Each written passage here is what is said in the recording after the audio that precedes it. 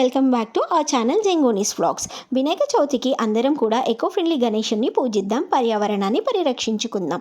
So ఈ పర్యావరణ పరిరక్షణలో భాగంగా నా వంతు కృషిగా నేను పసుపు గణేషుని తయారు చేశాను. పార్వతీదేవి పసుపుతో వినాయకుడిని చేసి ప్రాణం పోసింది అని అంటుంటారు కదా. సో పసుపు గణేషుని నా ఓన్గా నా చేతులతో చేయడం నాకు చాలా హ్యాపీగా అనిపించింది. 3 days గణపతి ఉన్నందుకు మా ఇల్లు చిన్నపాటి టెంపుల్లా అనిపించింది. ఆ ఫీల్, ఆ వైబ్ చాలా పాజిటివ్గా ఉండే. వినాయకుడికి ఇష్టమైన నైవేద్యాలు అయితే చేశాము. అందులో ముఖ్యంగా పాల తాలికలు, క్యారెట్ హల్వా, పులిహోర చేశాము.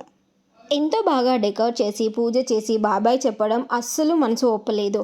వినాయక నిమజ్జనం అంటే పిల్లలతో పాటు పెద్దవాళ్ళకు కూడా చాలా ఇష్టం కదా. మా ఇంట్లో గణేషుణ్ణి ఇంట్లోనే నిమజ్జనం చేశాము. చాలా హ్యాపీగా అనిపించింది.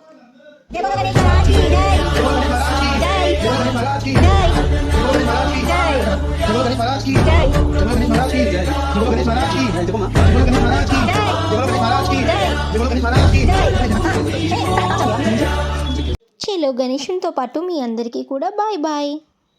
Thanks for watching. Please do like, share and subscribe.